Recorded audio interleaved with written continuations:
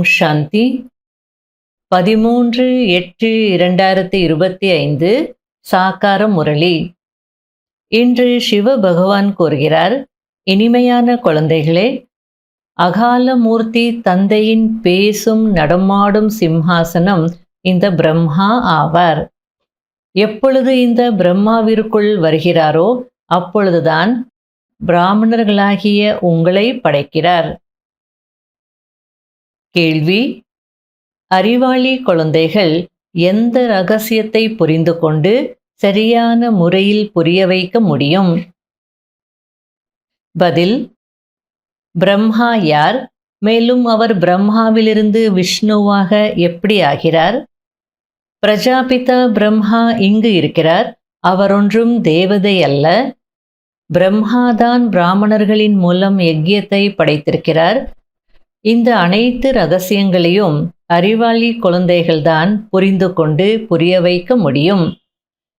குதிரை படையினர் மற்றும் காலாட்படையினர் இந்த விஷயத்தில் குழப்பமடைந்து விடுவார்கள். முரளியின் பாடல். ஓம் நம சிவாய. ஓம் சாந்தி. பக்தியில் ஒருவரின் மகிமை செய்கிறார்கள்.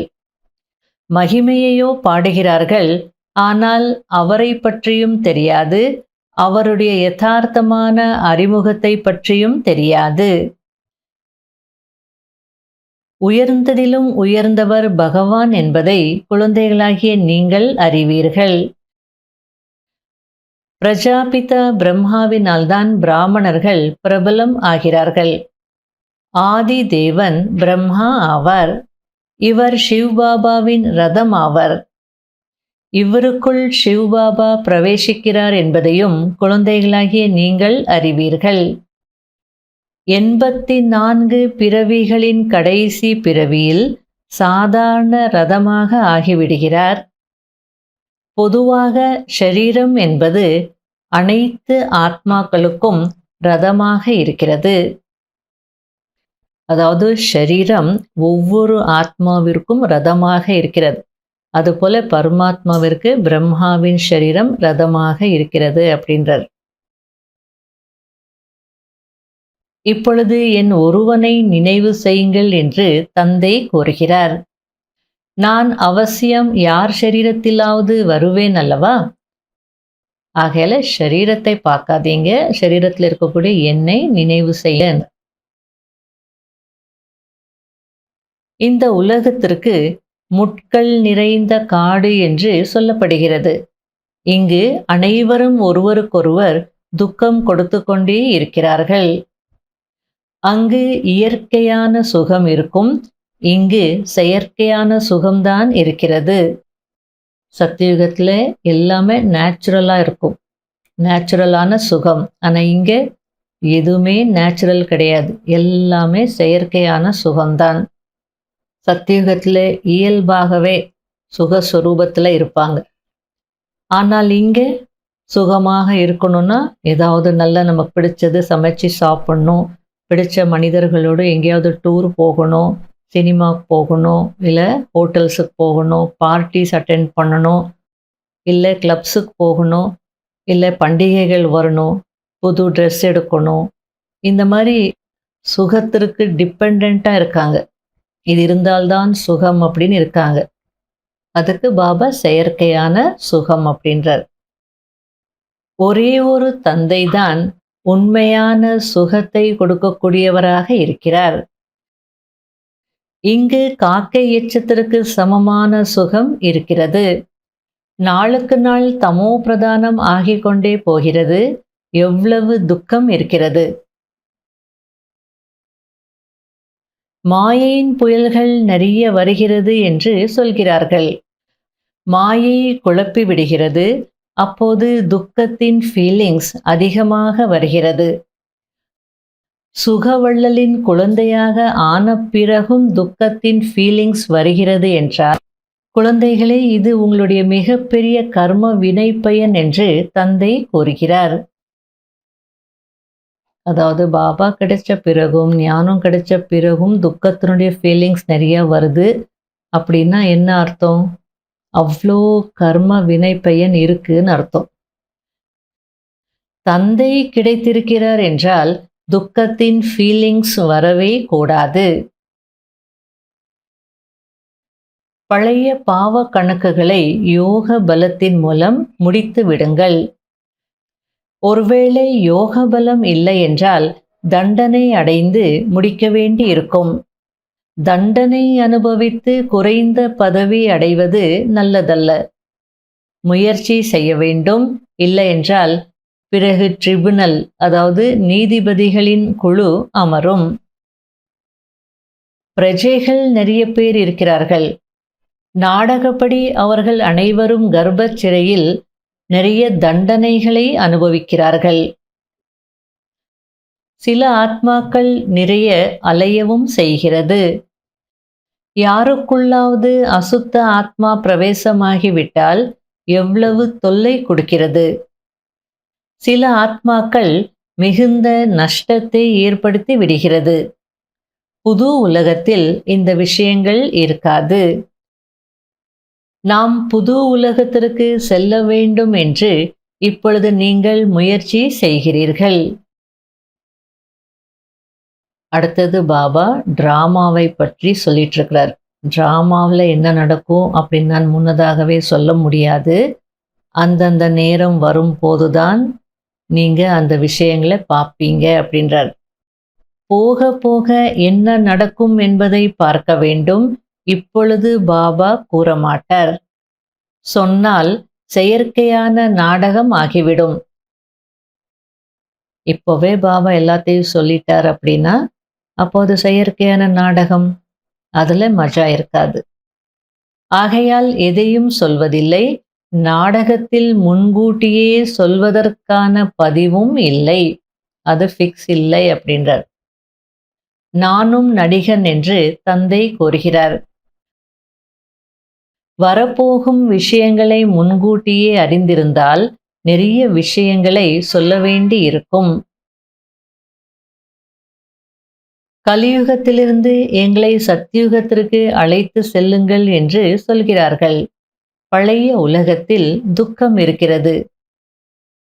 மழையினால் எத்தனை கட்டிடங்கள் இடிந்து விழுந்து விடுகிறது, எத்தனையோ கட்டிடங்கள் மூழ்கி விடுகிறது என்பதை பார்க்கிறீர்கள். வெள்ளம் போன்ற இயற்கை சீற்றங்களும் வரும். இவை அனைத்தும் எதிர்பாராமல் நடக்கும். மனிதர்கள் கும்பகர்ண தூக்கத்தில் தூங்கிக் கொண்டிருக்கிறார்கள். விநாச நேரத்தில் விழிப்படைவார்கள். அப்போது என்ன செய்ய முடியும்? இறந்து விடுவார்கள். பூமி மிகவும் வேகமாக ஆடும். புயல், வெள்ளம் போன்றவைகள் வரும். அணுகுண்டுகளும் போடுவார்கள். இது எல்லா இடங்கள்லையும் நடக்கும். ஆனா பாரதத்திற்கு ஒன்று எக்ஸ்ட்ரா அடிஷன் அப்படின்றார். இங்கு உள்நாட்டு கலவரமும் சேர்ந்து கொள்ளும். இரத்த ஆறு ஓடும் என்று பாடப்பட்டிருக்கிறது. இங்கு சண்டை சச்சரவுகள் நடக்கும். யாருக்கு அதிர்ஷ்டம் இல்லையோ அவர்கள் தந்தை வந்து படிப்பித்தாலும் தவறுகள் செய்து கொண்டே இருப்பார்கள். நினைவு செய்ய மாட்டார்கள். விகர்மங்கள் அதிகரித்து விடுகிறது. குழந்தைகளாகிய உங்களுக்கு இப்பொழுது குரு திசை நடந்து கொண்டிருக்கிறது. இதைவிட உயர்ந்த திசை வேறு எதுவும் இல்லை. குழந்தைகளாகிய உங்களை சுற்றி திசைகள் சுற்றி கொண்டே இருக்கிறது. இப்போ குரு தசைன்னா அடுத்தது சுக்கிர தசை. துவாபர யுகத்துக்கு வரும்போது ராகு தசை, அப்புறம் கலியுகத்துக்கு வரும்போது சனி தசை, அப்படின்னு மாறிக்கிட்டே இருக்கும் அப்படின்றார். நல்லது. இனிமையிலும் இனிமையான தேடி கண்டெடுக்கப்பட்ட செல்ல குழந்தைகளுக்கு மாத்பிதா பாப் தாதாவின் அன்பு நினைவுகள் மற்றும் குட் மார்னிங். ஆன்மீக குழந்தைகளுக்கு ஆன்மீக தந்தையின் நமஸ்காரம். கடைபிடிக்க வேண்டிய முக்கியமான சாராம்சம். முதல் பாயிண்ட், இந்த நாடகத்தின் ஒவ்வொரு காட்சியையும் சாட்சியாக இருந்து பார்க்க வேண்டும். ஒரு தந்தையின் நினைவில் மூழ்கி இருக்க வேண்டும். நினைவு யாத்திரையில் ஒருபோதும் ஊக்கம் குறையக்கூடாது. 2வது பாயிண்ட், படிப்பில் ஒருபோதும் தவறுகள் செய்யக்கூடாது. தன்னுடைய உயர்ந்த அதிருஷ்டத்தை உருவாக்கிக் கொள்வதற்கு அவசியம் தூய்மையாக வேண்டும். தோல்வி அடைந்து ஜென்ம ஜென்மங்களுக்கு பதவியை குறைத்து கொள்ளக்கூடாது. வரதானம்: உண்மையான சேவையின் மூலம் அழியாத அலௌகீக குஷியின் கடல் அலைகளில் ஆடக்கூடிய அதிருஷ்டசாலி ஆத்மா ஆகுங்கள். எந்த குழந்தைகள் சேவையில் பாப் தாதா மற்றும் நிமித்தமான பெரியவர்களின் சிநேகத்தின் ஆசீர்வாதங்களை அடைகிறார்களோ அவர்களுக்கு உள்ளிருந்து அலௌகீக ஆன்மீக குஷியின் அனுபவம் ஏற்படும். அவர்கள் சேவை மூலம் உள்ளார்ந்த குஷி, ஆன்மீக மகிழ்ச்சி, எல்லையற்ற பிராப்தியின் அனுபவம் செய்து கொண்டே சதா குஷியின் கடல் அலைகளில் ஆடிக்கொண்டே இருப்பார்கள். உண்மையான சேவை, அனைவரின் சிநேகம், அனைவரின் மூலமாக அழியாத மதிப்பு மற்றும் குஷியின் ஆசீர்வாதங்கள் பெறுவதற்கான அதிருஷ்டத்தின் உயர்ந்த பாக்கியத்தை அனுபவம் செய்விக்கும். யார் சதா குஷியாக இருக்கிறார்களோ அவர்கள்தான் அதிருஷ்டசாலிகள். ஸ்லோகன்: சதா மகிழ்ச்சி நிறைந்தவர் மற்றும் கவர்ந்திழுக்கும் மூர்த்தி ஆகுவதற்கு திருப்தி மணி ஆகுங்கள்.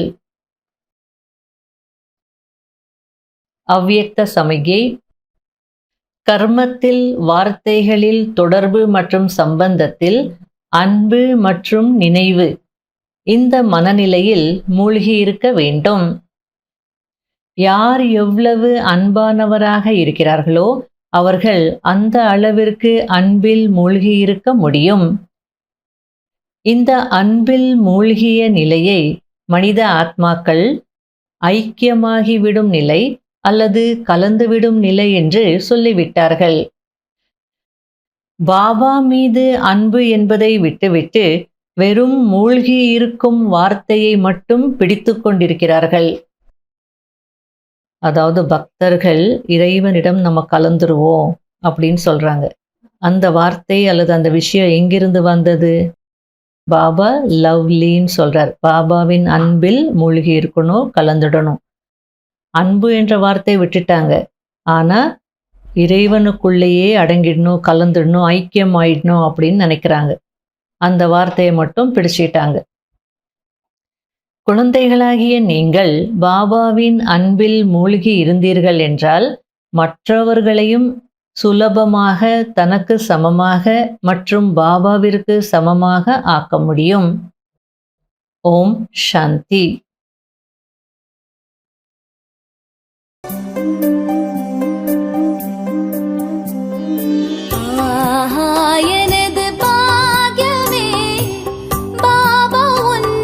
கிடைத்ததே எனது பாக்கியமே, பாபா உன் அன்பு கிடைத்ததே. கடலே கடலே உன்னிடம் உன்னிடம்,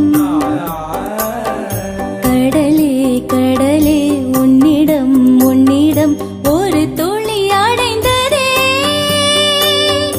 புதிய வாழ்வு மலர்ந்ததே.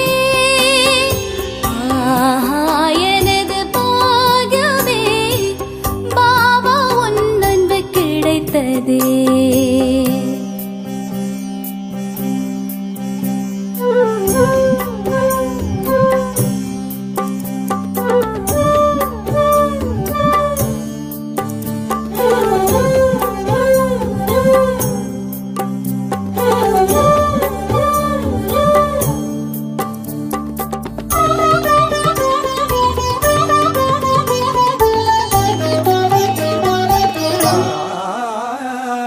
உன்னை சந்தித்ததால் வாழ்க்கையில்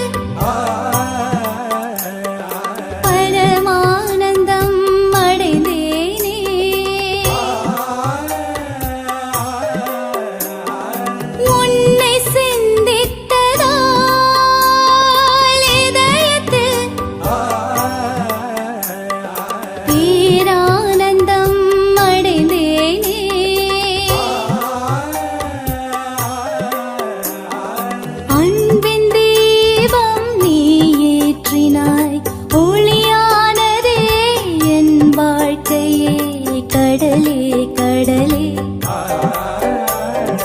உன்னிடம் உன்னிடம்